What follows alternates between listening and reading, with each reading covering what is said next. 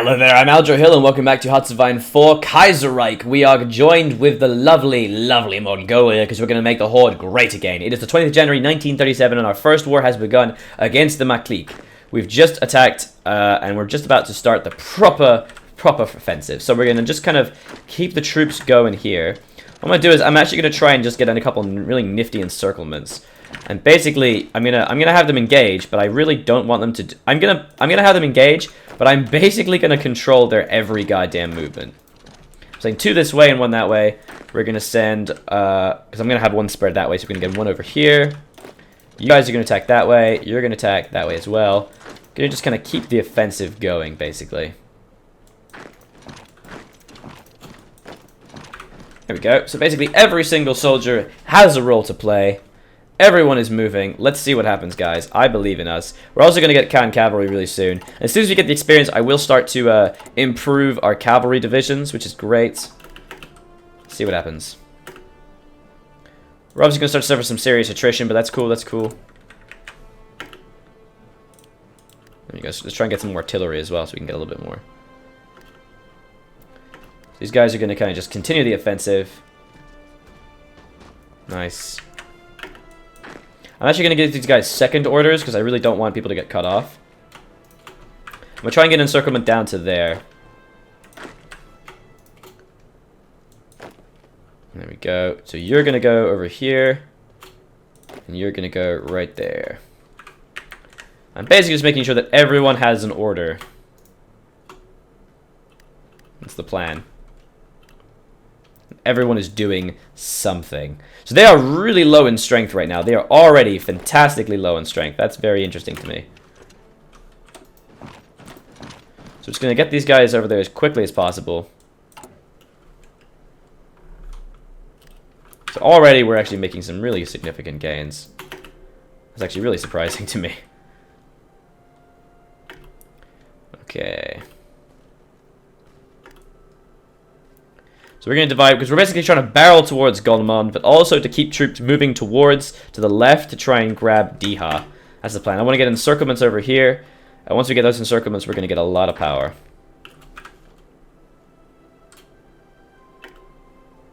So we're devouring territory right now, which is just great.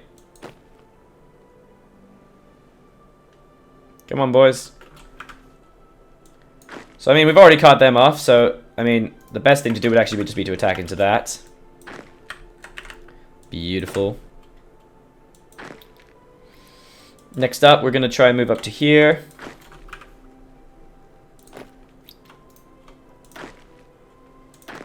You're going to head over there.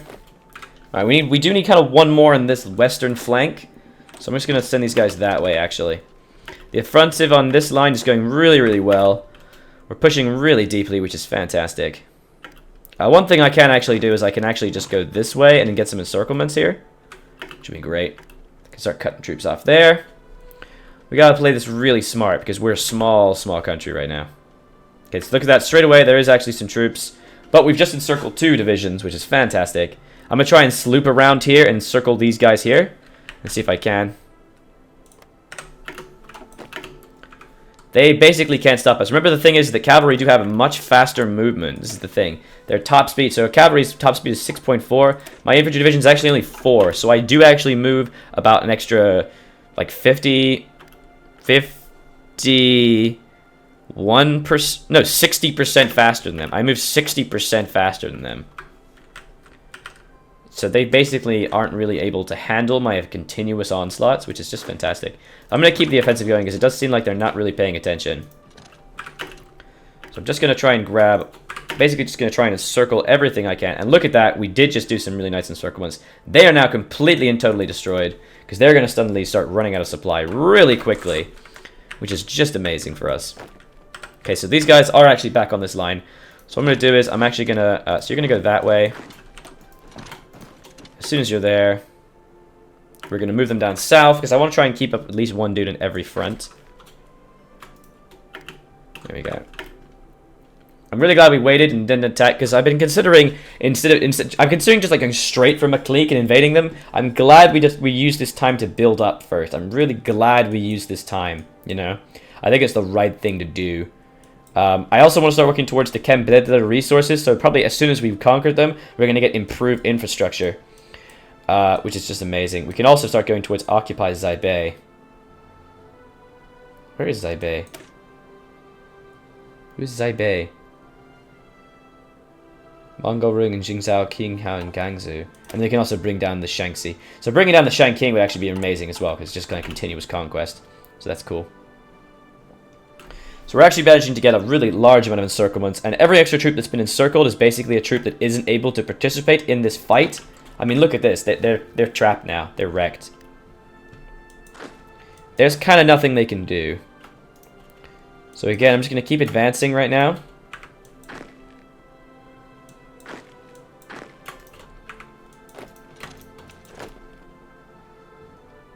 I actually need you to... It might actually be better. Yeah, it's okay. It's cool. He's managed to catch a soldier. That's good. He was trying to do forced march, basically. He's trying to force march him. Probably a dumb move, I think. But I'm glad... well, this is the thing. You never force march troops across territory where you're going to be attacked. Look what's just happened. He's got a militia dude. Now, in Kaiserreich, there's something you can do that's really cool. Is you can actually train militia. And the militia are really interesting because they have half as much production. So they have half as much production cost. Which means they train so much faster. Actually, no, the training time is basically the same, but they're just so much faster to make, you know? They're just so much faster. No, they're faster. No, they are faster training time, I'm pretty sure. Basically, it's just like, I need troops. Give me troops. And there's troops. So there we go. We managed just to completely encircle them, which is amazing. So get bloody wrecked.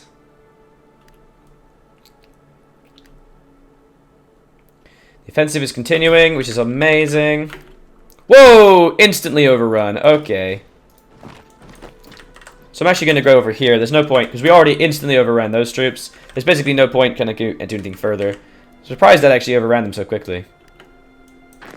So I could actually now try and get, like... I could try to get other encirclement here and help them out, but I think I'm actually just going to run towards Golmud. Actually, no, let's actually try and beat these guys back a little bit. It'd be good to try and consolidate ourselves a little bit here. I'm still building a lot of troops, which is amazing. Nice, nice, nice. It's annoying the combat width is 12. It basically means that even if I have an overwhelming amount, of cavalry on them, I'm still only being able to get 4 in, because the combat width works in things of 10s and 20s. So I'm not going to be able to fit, like, as many in. Having a combat width of 10 would mean I could fit, like, 8 divisions into a 40 width. No, 4 divisions. No, so if it's like an 80 combat width province, I could fit 4 in if it's 20, or I could fit 8 in if it's 10, which could actually be really valuable because I do have bonuses to damage. And when you start getting multiple additional bonuses to damage, like a 20% cavalry attack, for example, like I will have after I finish this focus, it's more useful to have lots of smaller ones. It also means I can spread on the front better. But that's okay. We do what we can. These guys are moving really fast. We're just going to try and grab up here.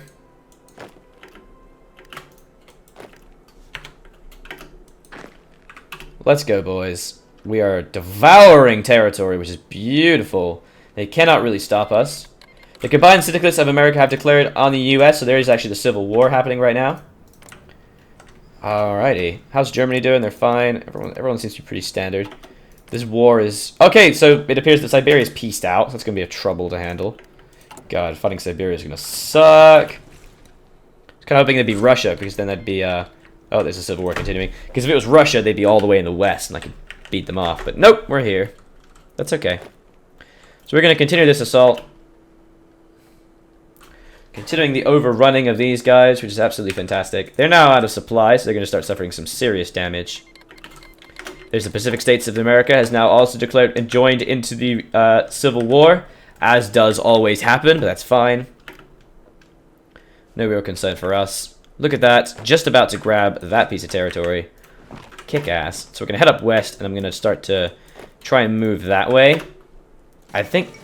Oh! Ausgleich ends the draw. After long negotiations, the Hungarian and Austrian government have agreed to maintain the current status of the empire. This means they could not agree on different terms, but neither side was confident enough to declare war. I usually see them declare war, actually. I do usually see them declaring war. That's interesting. Yeah, it's looking like a pretty heavy victory. There's a syndicalist uprising in Manila. Hooray, hooray. Hello. Where are they? Oh, I don't know. And there's the American Union State War on the US. The American Union State headed by Huey Long. If you do not know him, he was a very cool guy. He was basically a real proponent of FDR, really about promoting social equality. Unfortunately assassinated before he could try and run for president, which was sad. Jack Reed is the head of the Combined Syndicalists. I've talked about this in other Kaiserreich series, but basically he was a journalist who was covering the Bolshevik Revolution. In our timeline, he died during the Russian Civil War, but in this timeline, he died after the time that the Russian Civil War ended in this timeline, so he comes back and becomes the major leader of the Syndicalists. And this guy is just kind of lame. Frank Merriam. He's just like, yo, what's up? I'm Frank Merriam. How's it going, dog? Right, and now we'll just encircle these guys. Okay, the Second American War has officially fired because of the collapse of the stock exchange. They've evolved into a three-way war. Who's going to win? We don't know, nor do we care, because it's nothing to do with us. Quite frankly. Oh shit, what are you doing? The Filipino Armed Forces declared their loyalty to the new government and the Socialist Republic has been declared. This is the ushering of a new era for the Philippines. Where? Oh, there. I forgot where the Philippines was. Oh, whoopsie doodles. Okay, that's fine. So we're just going to keep moving west this way. I'm actually going to try and keep these guys occupied. There's actually some more troops here, so we're going to go over there. Now we just kind of need to keep devouring territory, basically. Go along, lads. Keep moving west. In 1 hour, and then off we go to there. There we go. I think I'm going to cancel the attack. I think it's going to be a good idea to try and stop them in case they do try to cut us off, because we do not want to get any form of encirclement. Hooray! No, can you...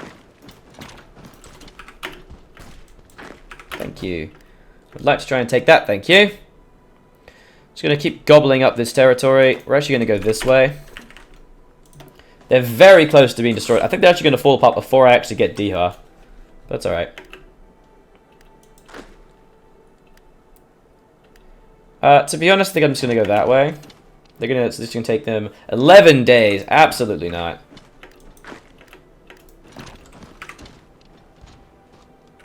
Oh, son of a bitch. Stop it. Stop that. Stop that right now.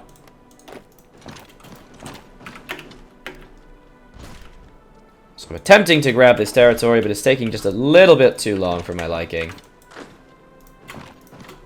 There we go. So let's try and get rid of that encirclement. Hello. Just a little bit more, and we should be fine. The hell? How have you guys not pushed him back yet? What the hell? Oh, it is mountain, to be fair. To be fair. I'm going to get more troops that way. How are we doing with infantry equipment? We're doing alright. I'm going to try and actually get some more troops recruited. Okay, no, never mind. That actually does kill us in regards to equipment. We are actually now low on steel, but we're going to get a little bit more steel very soon, and I will show you why. It's going to be amazing. So we're going to get the construction speed as well. Hey, look at that, more troops. Nice.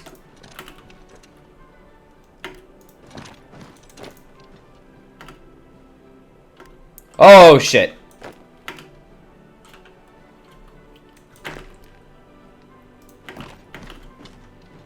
Okay, so we do still own the victory point, but unfortunately a guy has been encircled, which is very sad for us. We really want to try and win this now, to be honest.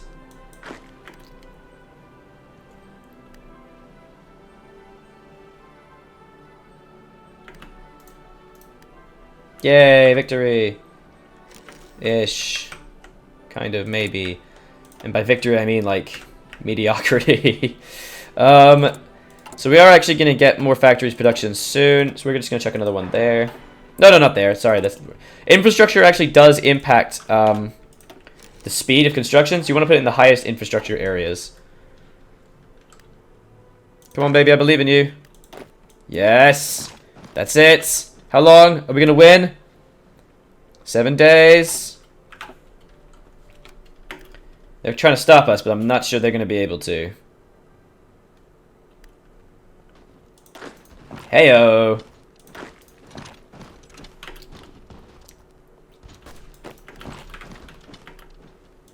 That's what I like to see.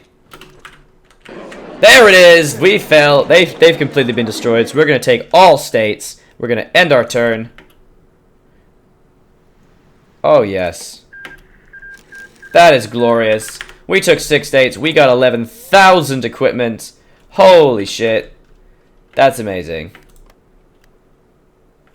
So we should now get the event that allows us to assign cores to this. We should. We're just getting a huge amount of factories. That is fantastic. We actually do have tanks as well, but I don't really want to build tanks. No? Where's my cores? There it is. Victory in Zebelambi and Jalong. After great fighting, we at last subdued the Western warlords, much to reward ourselves, having captured enemy supplies. How should the new population and their resources be dealt with? So we can either choose to loot the land and salt the earth, and we gain 10 steel in Mongolia, and obviously all the cores and claims in all of those provinces. Or we can just lose political power, be incorporated peacefully. Screw incorporation of peacefully. I'm going to lose the manpower. It really doesn't matter to me. I have 551,000 because these are now core owners, which is amazing. It actually gives me cores in that territory. So loot the and salt the earth. We're going to gain that steel, which is absolutely incredible. Look at that. So let's get some more troops over here. Which means we do just grab a bunch of claims. So as soon as we finish Khan cavalry, what I'm going to do is I'm going to form the Mongolian Empire. And then we're going to start going to occupy Zibei. Where is Zibei? No? It's not Zibei. Who are the Zibeis? Occupy Zibei. That's not... I don't know what that is. Nope, there is no Zibei here. It could be the Yunnan clique. I hope it is. It's Xinkang. Because after that, we can start going down to bring down the Shanxi. To attack Shanking, gain claim on Shaanxi and the Shanking Tingguanko. Cool. Also, we can declare war on Tibet, which is really nice. And attack Tibet, because there's some factories that we're going to want. Absolutely incredible. We are now absolutely amazing, guys. Good job to us all.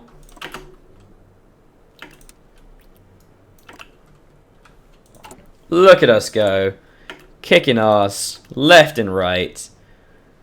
Get on the ground. Ain't no one can handle us. We're building loads of infantry equipment. Like, absolute ton of equipment. One thing I'm going to do is I'm actually going to change... I'm going to try and add more cavalry.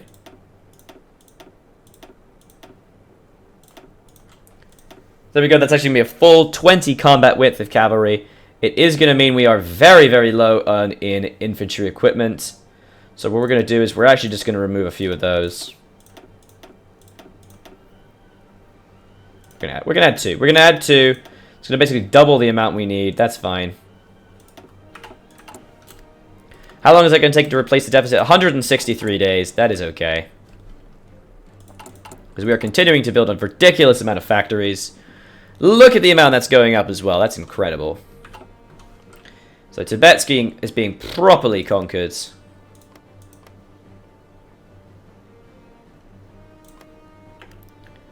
It said we got some claims, but it doesn't seem to... Ah, there we go. So there's the Mongolian dudes. There we go. So we're going to attack Tibet next, which I think will be fun. Yeah, we'll get Tibet next, and then we'll form the Mongolian Empire. Oh, no, let's get the Mongolian Empire first. Yeah, Mongolian Empire. Oh, yes.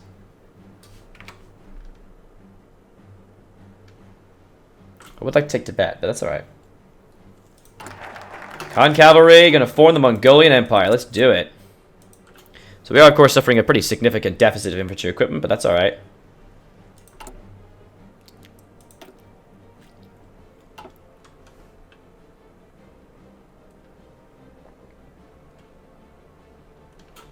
Oh yeah. In terms of actual production, We're 129 days, 127 days. That's fine. That's fine.